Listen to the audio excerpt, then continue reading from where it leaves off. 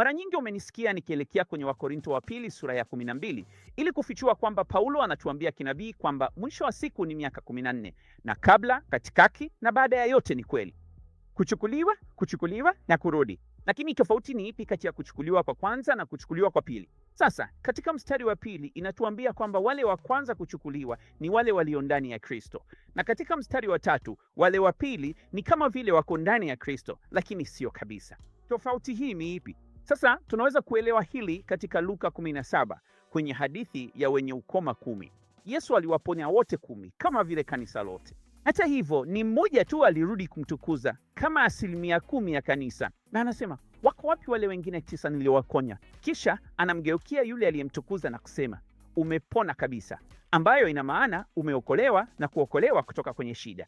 Hii ni picha ya kundi la kwanza ndani ya Kristo, 10% kabla ya dhiki na 90% kama kundi kubwa litakalonyakuliwa katikati ya dhiki, ambao ni kama wako ndani ya Kristo lakini sio kabisa.